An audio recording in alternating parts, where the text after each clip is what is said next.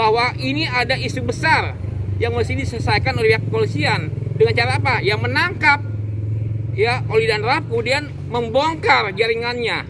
Gitu.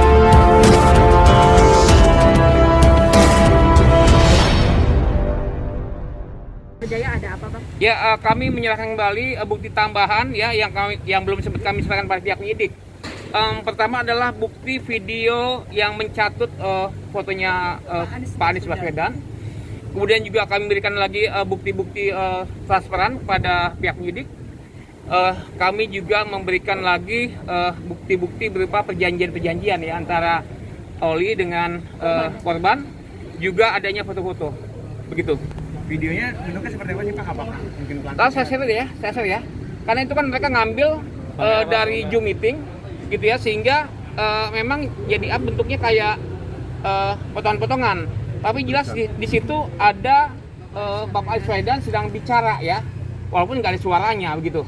Manipulasi gitu Bang maksudnya Bang? Ya artinya Kamera banget. ya artinya bahwa Pak Anies ketika itu diambil gambarnya, videonya, dan ditunjukkan kepada para peserta korban CPNS bodong. Demikian. Tapi ada penyampaian khusus mungkin Bang pada saat Anies berbicara di Zoom itu apa? Tidak ada, karena semua bahasanya apa ya, mic-nya itu dimatikan oleh penyelenggara. Di mute. Ya, di mute ya. Kan itu. Ya, begitu. Berarti ada kemungkinan nggak sih tawaran PNS-nya itu untuk di Pemprov DKI Jakarta? Ya, seolah gitu ya. Dan sebetulnya juga Pak Kapolri juga sempat diajak oleh Oli itu mendatang ke BKD di balai kota gitu ya. Dan dia nyari momen di mana waktu itu ada peristiwa PPKM. Sehingga waktu Oli dengan para korban datang ke BKD, kondisinya adalah sedang tutup gitu. Lagi? Ya. Bang, kalau itu Bang katanya ada kecewaan Bang, katanya si Olive sampai sekarang nggak dijadikan tersangka Bang. Begini ya, tentu aja kami menyambut baik ya tindakan cepat dan tepat dari pihak Polda Metro Jaya yang sudah menaikkan perkara itu dari lidik ke sidik kan gitu. Nah, hambatannya bahwa Oli selalu menunda-nunda pemeriksaan. Ini yang ketiga kali gitu ya, sehingga membuat pihak Polda belum melakukan gelar perkara. Nah itu, walaupun sebetulnya semua orang-orang yang disebut oleh Oli waktu di BAP sudah dipanggil, gitu ya. Siapa aja misalnya manajernya, gitu ya. Inisialnya adalah KM. Kemudian ada guru bimbel privat ya, inisialnya KR, gitu kan. Nah, KR ini menjelaskan bahwa nggak ada namanya bimbel CPNS, itu nggak ada gitu ya. Jadi sebetulnya ketika nama KR itu dimunculkan oleh Oli, makanya polisi manggil si KR, bilang apa enggak nih ibu melakukan training ataupun CPNS gitu ya kepada korban. Tidak ada. Nah kayak gitu. Jadi jelas sekali bahwa Oli sudah nggak punya alasan lagi untuk bilang bahwa ini adalah uang untuk bimbel, tuh nggak ada. Nggak ada sama sekali. Jadi Gitu. dari awal emang bukan buat bimbel ya Bang? Bukan, karena ya termasuk kemudian yang terakhir tuh ya, yang korban dari Cilacap ya, Bang Mil jelaskan tuh ya. Ya, kalau yang dari Cilacap kemarin kan sama aja seperti kronologinya juga sama gitu kan. Dijanjikan untuk menjadi PNS menggantikan orang yang sudah bukan COVID, kemarin itu narkoba, dikeluarkan karena narkoba gitu kan. Jadi menggantikan posisi aja, tinggal masuk aja seperti itu. Itu korban yang terakhir Cilacap, dan itu sudah jelas banget, ada bukti rekaman videonya ada, fotonya ada, semuanya ada, semuanya sangat lengkap. Makanya kalau sekali lagi Oli, kalau kamu menyatakan bahwa ini adalah bimbel, tidak ada bimbel sama sekali, tidak ada sama sekali. Seperti itu. Gitu. Nah, itu karenanya kuasa hukumnya kan udah nggak lagi dalam posisi yang kencang ya gitu ya, yang ngancam-ngancam nggak ada gitu kan katanya datar aja sekarang kan gitu. Bahkan dia bilang bahwa kami mencoba untuk berdamai kan gitu. Dan Jadi saya yakin juga Oli juga sebenarnya tidak jujur dengan kuasa hukumnya. Saya yakin itu. Gitu. Makanya sekarang juga kuasa hukumnya udah nggak gitu kencang lagi kan untuk perihal kasusnya Oli ini gitu. Kayak Farhad Abbas juga kemarin kan udah nggak mulai ini lagi karena mungkin sudah bukti-bukti sudah diberikan kepada dari pihak kepolisian kepada tim kuasa hukumnya Oli seperti itu. Ya, yang pasti bahwa dari pihak penyidik sudah memeriksa ya seorang yang berinisial KM yang mencetak SK bodong kan gitu ya kan. Di Kemang. Nah, di Kemang, wilayah Kemang. Jadi memang sekali lagi ya semua cerita dongeng-dongeng yang dibuat oleh Oli ataupun kuasa hukumnya itu memang bohong semua, nggak ada itu namanya bimbel tuh nggak ada gitu kan. Yang jelas mereka itu satu mencatut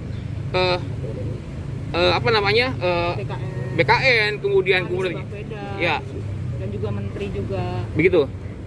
Dan memang buat kami ini adalah peristiwa yang sangat fenomenal ya, di mana sejak zaman reformasi ini baru sekarang loh ya ada korban yang begitu banyak ya, 205 orang dengan nilai kerugian 9,7 miliar.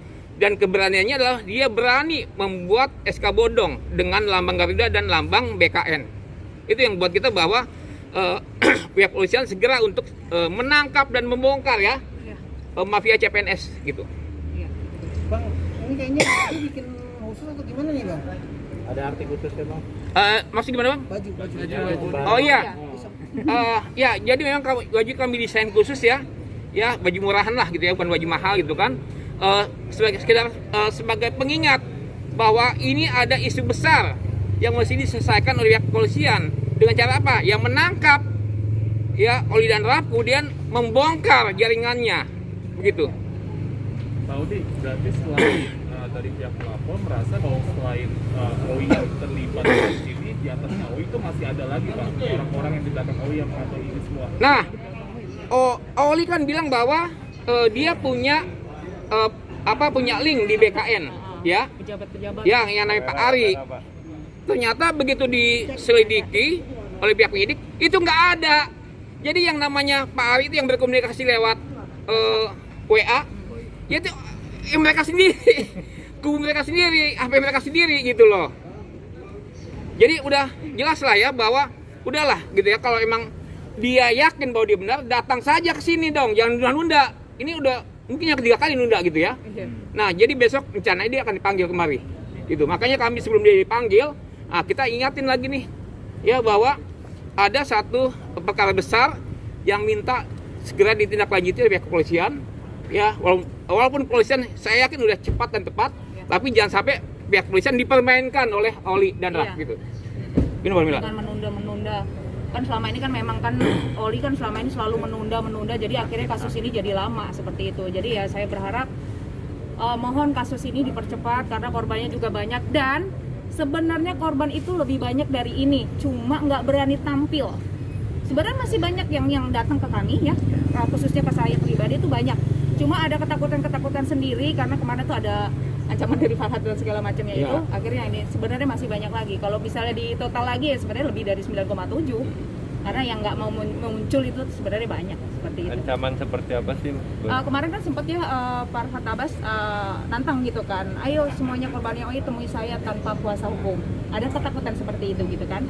Tapi pasti saya mereka mau dilaporkan, Iya. mau dimasukkan ke penjara itu yang mau dilaporkan balik ke penjara oleh pihak OI seperti itu. Nah, itu juga ya membuat beberapa dari korban itu yang tadinya mau rencana datang kembali, ya ketunda ya. Mungkin Mbak Mila bisa jelasin tuh kenapa? Ya kan ada, ya Mbak Desi, soal mereka nggak datang. Iya, beberapa korban memilih untuk mundur karena mendapat ancaman akan mau dimasukkan ke penjara karena dianggap menyogok. Padahal kan ini bukan menyogok kan. Ini memang istilahnya perjanjian kita memberikan jasa kepada OI yang telah membantu aja gitu sebenarnya awalnya. Dan Jadi OI mereka juga kan bukan mundur PNS. secara perlahan karena mereka takut dibilang akan dijebloskan ke Farhad, dijebloskan ke penjara oleh Farhad.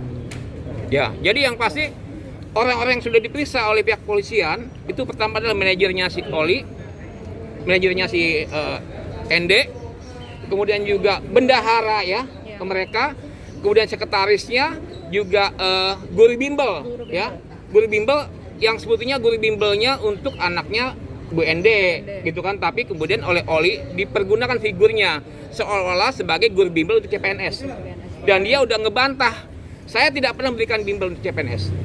Odi izin tegas lagi, artinya saksi dari terlapor sendiri menegaskan tidak ada bimbel-bimbel itu ya Pak ya? Tidak ada, saksi semua jelas tidak ada bimbel. Ya bahkan kemudian pada hari ini adalah konfrontasi ya antara yang namanya Eki tuh ya, Eki yang orang mengaku sebagai orang BKN dengan korban dipertemukan kan gitu ya. Dan Eki bilang kan bahwa iya betul memang ada penipuan di situ. Nah, makanya dipertemukan. Jelaslah bahwa perkara ini bukan perkara yang susah untuk diangkat gitu kan, hanya menjadi lambat karena Oli selalu nunda-nunda gitu. Intinya berharap segera ditangkap lah ya. Ya, Dinaikkan ya. statusnya, dinaikkan statusnya jadi tersangka setidaknya, seperti itu. Ya. Ya? Ya,